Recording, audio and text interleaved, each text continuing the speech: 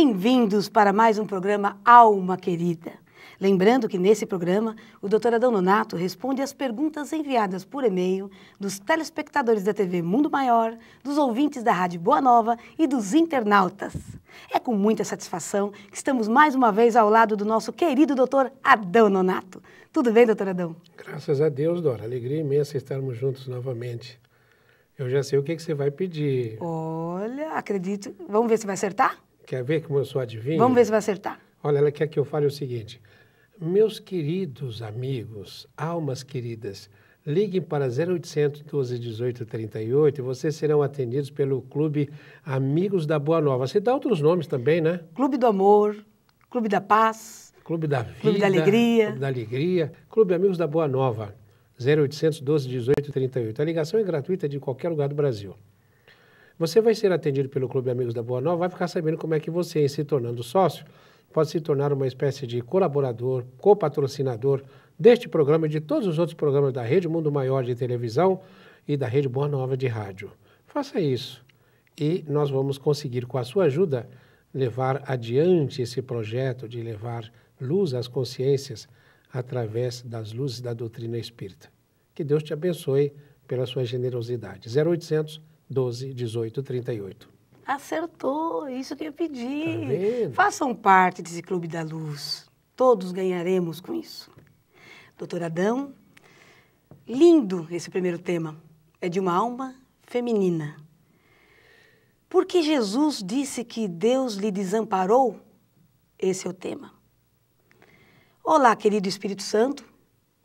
Sou estudante da doutrina espírita. Moro no Japão. Bacana. Assisto o programa Alma Querida pela internet. Parece que é a maioria, né? Como espírita, sei que o Pai nunca nos abandona e que nos afastamos dele quando temos viciações. E sendo Jesus o Filho perfeito, quando foi crucificado, no momento antes da desencarnação, por que ele disse? Ela pergunta. Deus meu, por que me desamparaste? Gostaria de ouvir a sua explicação. Paz e luz para todos.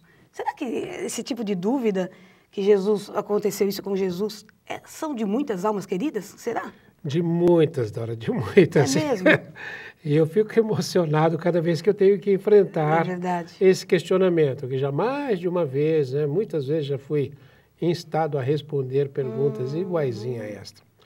E eu sempre digo, olha, não foi só nesse momento que Jesus mostrou isso. Há um momento em que ele diz assim, né, ele está chorando, poucos instantes antes do sacrifício maior, né, ele está rezando e ele transpira como que sangue, transpira sangue. E ele está rezando e ele diz assim, Pai, afasta de mim esse cálice, mas faça-se a sua vontade e não a minha. É a vontade. O cálice que tinha que beber. A mãe dos apóstolos, Tiago e João, dos filhos de Zebedeu, num determinado momento vai pedir a Jesus que os filhos dela se sentem à esquerda e à direita dele quando ele estivesse no paraíso. Sim. Ele diz assim, isso pertence ao meu Pai, não a mim. Serão eles capazes de beber o cálice de que eu vou beber?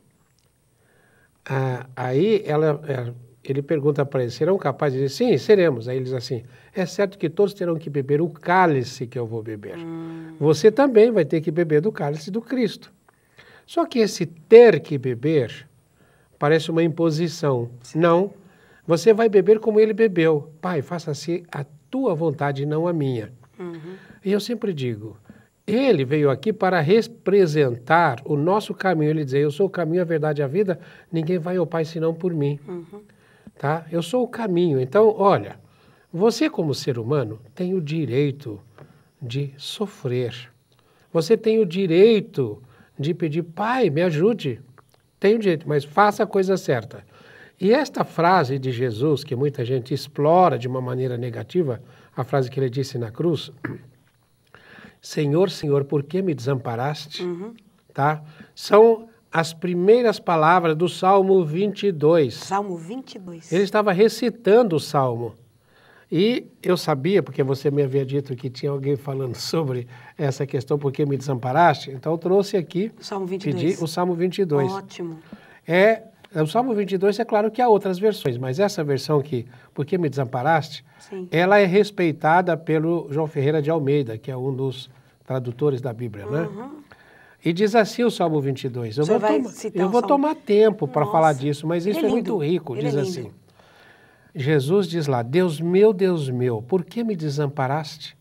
Por que estás afastado de me auxiliar e das palavras do meu bramido?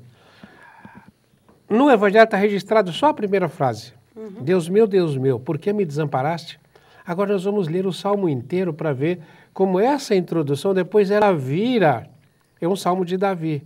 Como é que a gente pode ter essa dor e fala com Deus, mas como é que a fé volta?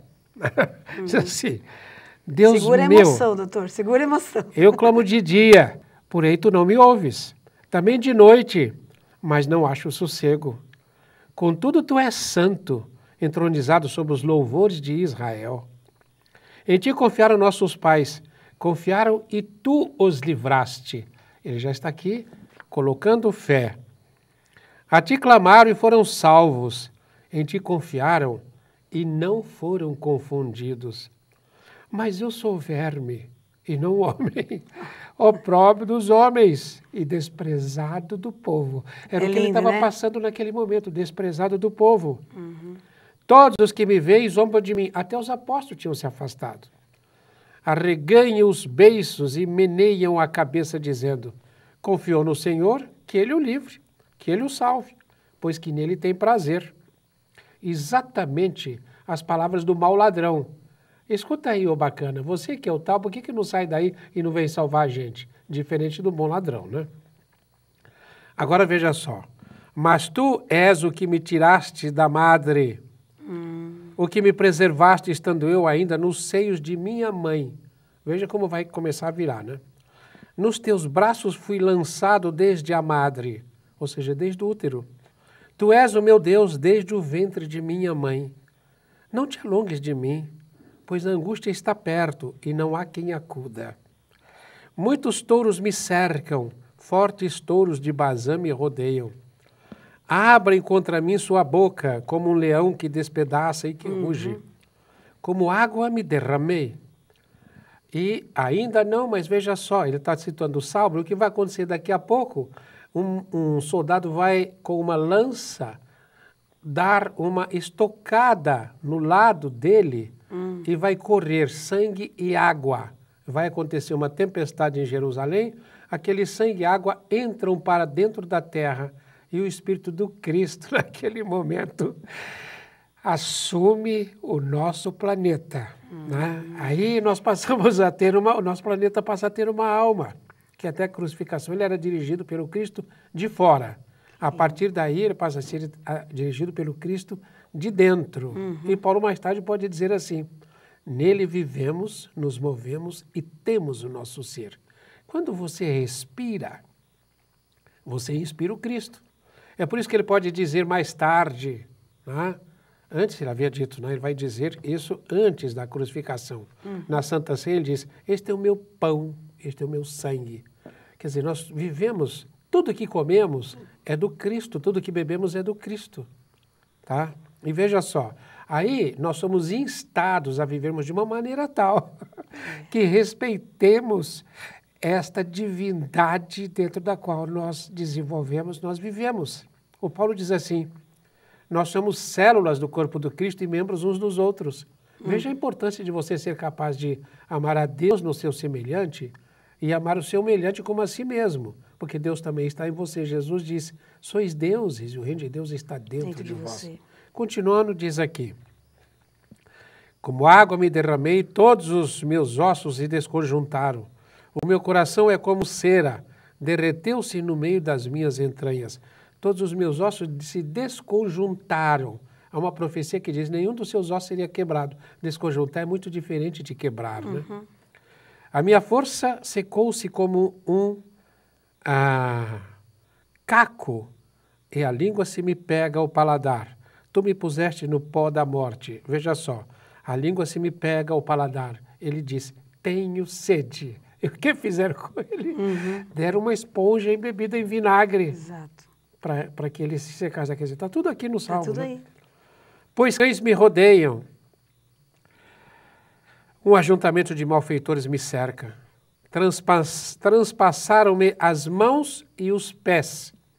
A crucificação, os pés e as mãos. Posso contar todos os meus ossos. Eles me olham e ficam a mirar-me. E veja só, aquilo que está registrado no Evangelho e que está aqui também neste Salmo, como se fosse uma profecia, né? Repartem entre si as minhas vestes e sobre a minha túnica lançam sortes. Porque diz que ele tinha uma túnica inconsútil. O que é uma túnica inconsútil? É uma túnica na qual não há costura. É como se fosse uma túnica fabricada inteiramente sem nenhuma costura que ele usava, né? E tiraram a túnica dele e estavam lá lançando dados, os soldados, né? Para quem ia ficar com a túnica? Para quem é que ia ficar aquela túnica. E está aqui no Salmo. Nossa. Agora veja só, começa a virada. Mas tu, Senhor, não te alongues de mim. Força minha, apressa-te em socorrer-me. Livra-me da espada e a minha vida do poder do cão. Salva-me da boca do leão, sim, livra-me do chifre do boi selvagem. Então, agora veja o que vem no fim do Salmo. Então anunciarei o teu nome aos meus irmãos. Louvar-te-ei no meio da congregação. Depois ele ressuscita, fica 40 dias ensinando os apóstolos e depois vem a ascensão. E depois dos apóstolos vem o Pentecostes e aí eles começam a pregação da Casa do Caminho, fundo da Casa do Caminho, e daí nasce o cristianismo, né? Vós que temeis ao Senhor, aí ele já não está mais falando com Deus, está falando comigo e com você. Vós que temeis ao Senhor, louvai-o. É diferente, né? Louvai-o. Todos vós, filhos de Jacó, glorificai-o. Temei-o todos vós, descendência de Israel. Porque não desprezou nem abandonou a aflição do aflito. Então ele não desprezou. Aqui ele está falando o contrário da primeira frase. Não desprezou nem não abominou a aflição do aflito, nem dele escondeu o seu rosto. Antes, quando ele clamou, o ouviu. Então ele está afirmando aqui que Deus ouve, né? De ti vem o meu louvor na grande congregação. É muito diferente de uma queixa, né? Pagarei os meus votos perante os que o temem. E qual o voto dele? Ser o nosso Salvador. Os mansos comerão e se fartarão. Veja, os mansos comerão e se fartarão. No Sermão da Montanha, ele diz assim, bem-aventurados os mansos e pacíficos, porque eles herdarão a terra. No Sermão das Bem-aventuranças, né? Louvarão ao Senhor os que o buscam, que o vosso coração viva eternamente. Todos os limites da terra se lembrarão e se converterão ao Senhor. Ele havia dito isso enquanto estava vivo, né? Que o evangelho seria levado até os confins da terra. E aconteceu. E diante dele adorarão todas as famílias das nações. Porque o domínio é do Senhor e ele reina sobre as nações. Olha só que virada, né? Todos os grandes da terra comerão e adorarão. E todos os que descem ao pó se prostrarão perante ele. Em razão da lei de causa e efeito, nenhuma de minhas ovelhas se perderá. Então, todos se prostrarão perante ele. Os que não podem reter a sua vida. Veja só, o que é que você não pode reter a sua vida? Ele disse assim, quem ganhar a sua vida, perdê-la-á, mas quem der a vida por amor de mim, ganhá-la-á. Você não pode reter nada. Quando ele diz assim, faça força para fazer amigos, ainda que seja com os frutos da ignomínia, muita gente pergunta, Adão, que história é essa de fruto da ignomínia? Ignomínia é roubo, é coisa desonesta. Ele está mandando fazer amigo com coisa desonesta? Eu digo, está. Desonesta é quando você diz que o corpo é seu, que a vida é sua, que o dinheiro é seu, que a propriedade é sua. Você não é dono de nada, nós não somos dono de nada aqui. Tá? E assim, os que não podem reter a sua vida, todos nós temos que nos prostrar perante ele. A posteridade o servirá. Nós estamos agora falando muito sobre transição planetária. Né? E na transição planetária, quem é que vai ficar aqui? Ele disse agora há pouco, né? Os mansos e pacíficos herdarão a terra. É uma bem-aventurança. Os mansos e pacíficos herdarão a terra. Os puros de coração verão a Deus. Os misericordiosos encontrarão misericórdia. O Sermão das Bem-aventuranças é lindo, né? Lindo também. A posteridade os servirá. Falar-se-á do Senhor à geração vindoura. Todos têm que falar agora em nome do Senhor. Nós somos um dos dirigentes do movimento em São Paulo chamado Unilux, que é de União de Religiões. E nós temos religiões de todas as categorias, todos os tipos de religiões, que se reúnem conosco. Já fizemos 18 eventos com interação interreligiosa com os nossos irmãos de outras religiões. Porque todos nós estamos atrás de quê? Da manifestação do divino em cada um. E o último salmo, o último versículo do salmo: chegarão e anunciarão a justiça dele. A um povo que há de nascer, contarão o que ele fez. Veja só o que ele diz assim. Bem-aventurados aqueles que têm fome e sede de justiça, porque serão saciados. Está aqui, no último versículo desse salmo. Está aí, alma querida. Será que deu para você se satisfazer por que ele disse: Deus meu, por que me desamparaste? Ele não estava se queixando. Ele estava recitando o salmo para que nós, hoje, estivéssemos aqui falando isso. Para você e para todos os nossos queridos amigos. Todas as nossas almas queridas. Doutor, nós temos que agradecer essa alma querida do Japão por ter dado essa oportunidade maravilhosa de colocar o Salmo 22, que é uma verdadeira, é um resumo, é uma profecia, é lindo. E veja só, eu falei agora há pouco, quando ele fala do Evangelho nos confins da terra. Nós estamos falando do Brasil para alguém que está onde? Japão. No Japão. O japonês e o brasileiro são o quê? Antípodas. O que é o antípoda? É o que está do outro lado do mundo. Está do lado oposto. O Japão, veja só, aqui é o extremo do Ocidente, lá é o extremo do Oriente. Sim. Tá? Quando aqui é noite, lá é dia. Quando aqui é meio-dia, lá é meia-noite. Olha o Evangelho nos confins da terra. Deus te abençoe. Muito obrigado, alma querida. Nós agradecemos mesmo. Desculpe a minha emoção, mas eu não consigo me livrar disso quando falo desse tema. Mas é que ele realmente é lindo, doutor? Foi maravilhoso, uma verdadeira alma. Todos que não conheciam ou que vão relembrar o Salmo 22, valeu muito a pena. Que assim seja. Doutor Adão, o nosso segundo e-mail é de uma alma masculina, tá? A alma querida masculina. O tema é: foi descoberta a identidade do Espírito da Verdade? Olha, mais um tema assim que certamente vai... Olha, algumas pessoas dizem assim, que o Espírito da Verdade seria o João Batista, né? Alguns falam isso, né? Mas acontece que os estudos mais profundos assumem que o Espírito da Verdade outro não é do que o próprio Jesus. Olha, esse é exatamente essa pergunta que ela faz. Né? E o outro não é senão o próprio Jesus. Se você está em dúvida quanto a isso, leia a introdução do Evangelho segundo o Espiritismo. Lá está dizendo: como outrora eu vim falar-vos, eu vos falei isso e isso e isso, eu vos anunciei isso e isso e isso e isso. Ele está falando do que Jesus fez. Então está se identificando. Hoje vos trago isso através das vozes do céu, etc.